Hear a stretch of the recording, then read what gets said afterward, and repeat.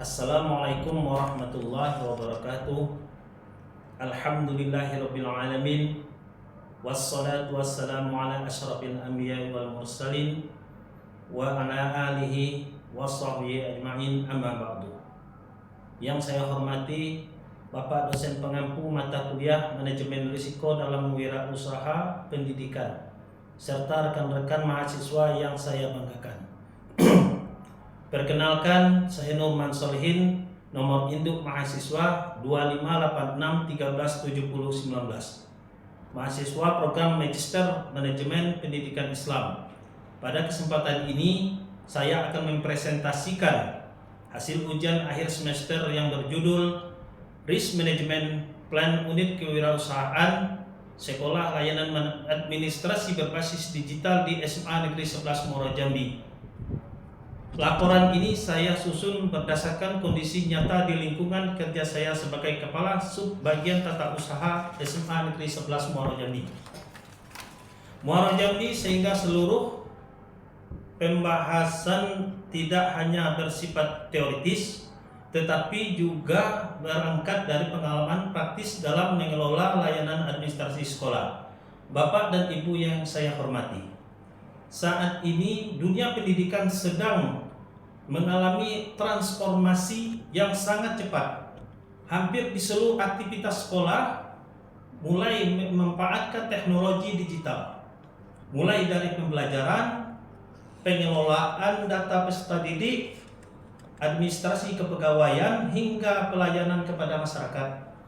Digitalisasi tentu memberikan banyak manfaat. Pelayanan menjadi lebih cepat, dokumen lebih mudah dicari, penggunaan kertas berkurang, dan informasi dapat diakses dengan lebih efisien.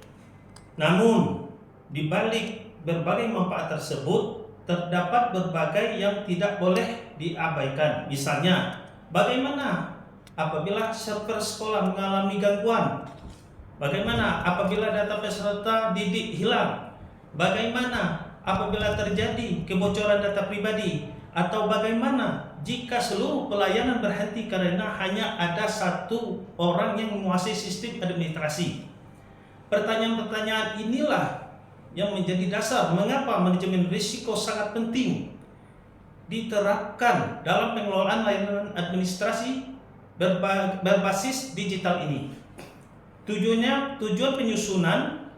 Tujuan utama penyusunan risk management plan ini adalah mengidentifikasi seluruh risiko yang mungkin terjadi, menganalisis tingkat risikonya, kemudian menyusun strategi pengendalian sehingga pelayanan administrasi sekolah tetap berjalan secara efektif, efisien, aman, dan berkelanjutan. Dalam penyusunan laporan ini, saya menggunakan pedoman ISO 31000-2018 sebagai standar internasional manajemen risiko. Objek yang saya pilih adalah unit kewirausahaan sekolah layanan administrasi berbagai digital di SMA Negeri 11 Muaro Jambi. Unit ini bertanggung jawab memberikan berbagai layanan administrasi seperti pelayanan surat menyurat, administrasi peserta didik, administrasi pegawaian, legalisasi jasa, pengarsipan digital, pengelolaan data sekolah, serta berbagai pelayanan administrasi lainnya. Seluruh layanan tersebut sekarang mulai memanfaatkan teknologi informasi sehingga kualitas pelayanan menjadi lebih baik. Namun, semakin tinggi ketergantungan terhadap teknologi, maka semakin besar pula potensi risiko yang harus dikelola. Penetapan konteks. Tahap pertama yang saya lakukan adalah menetapkan konteks organisasi. Saya menganalisis kondisi internal sekolah seperti sumber daya manusia, perangkat komputer, jaringan internet, budaya organisasi, serta sistem administrasi yang telah berjalan. Selanjutnya, saya menganalisis faktor eksternal antara lain perkembangan teknologi informasi, perubahan regulasi pemerintah, ancaman keamanan siber, kondisi anggaran, dan harapan masyarakat terhadap pelayanan publik. Analisis konteks ini menjadi dasar dalam menentukan ruang lingkup identifikasi risiko. identifikasi risiko berdasarkan hasil observasi, pengalaman kerja, dan analisis terhadap proses pelayanan administrasi. Saya berhasil mengidentifikasi 15 risiko utama.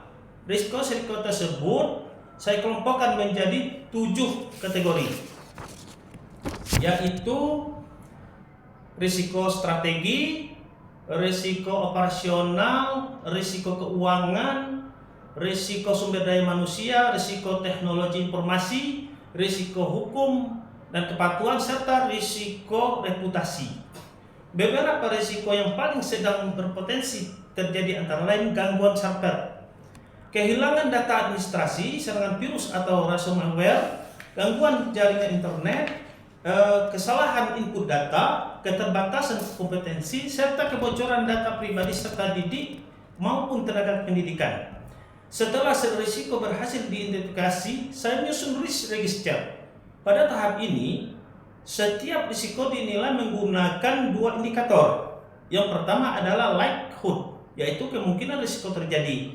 Yang kedua adalah impact, yaitu besarnya dampak risiko terjadi apabila risiko tersebut benar-benar terjadi.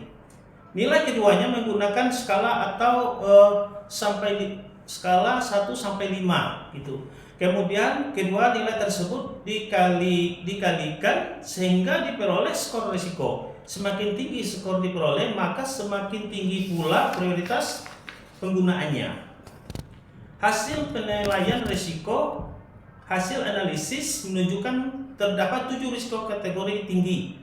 Risiko tersebut meliputi gangguan server atau aplikasi administrasi, kehilangan data administrasi, serangan malware atau ransomware, kebocoran data pribadi, gangguan jaringan internet, ketergantungan pada satu operator sistem, serta kegagalan proses pencadangan atau backup data.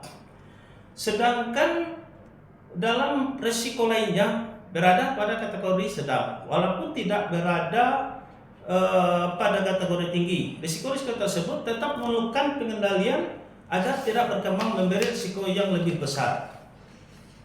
Selanjutnya risiko dipetakan ke dalam risk matrix 5 kali. Risk matrix membantu menemukan prioritas pengendalian berdasarkan kombinasi kemungkinan dan dampak. Dari hasil pemetaan terlihat bahwa sebagian besar risiko berada pada zona kuning dan merah. Jadi artinya pelayanan administrasi digital masih menghadapi tantangan yang cukup besar, terutama pada aspek teknologi, informasi, dan sumber daya manusia. Hasil ini menjadi dasar dalam menentukan strategi mitigasi yang paling tepat. Berdasarkan hasil analisis tersebut, saya menyusun beberapa strategi mitigasi.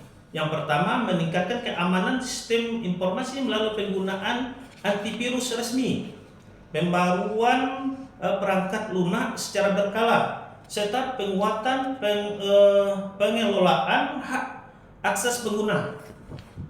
Yang kedua, melaksanakan backup data setiap hari dengan media penyimpanan lokal maupun cloud storage. Yang ketiga, meningkatkan kompetensi pegawai melalui pelatihan administrasi digital dan keamanan informasi.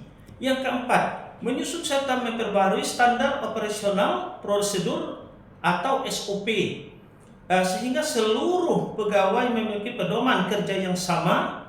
Yang kelima, melakukan evaluasi risiko secara berkala agar setiap perubahan kondisi dapat segera direspon. Selain mitigasi, saya juga menyusun rencana kontingensi. Tujuannya adalah agar apabila suatu risiko benar-benar terjadi, sekolah telah memiliki langkah penanganan yang jelas. Contohnya, apabila server mengalami gangguan, maka pelayanan dialihkan sementara menggunakan perangkat cadangan. Apabila data hilang, maka dilakukan pemulihan penggunaan file backup. Apabila operator utama tidak hadir, maka operator pengganti yang telah dilatih dalam mengambil alih pelayanan. Dengan demikian, pelayanan administrasi tetap dapat berjalan. Selanjutnya, Berdasarkan hasil penyusunan risk management plan ini dapat disimpulkan bahwa digitalisasi administrasi memberikan banyak manfaat bagi sekolah.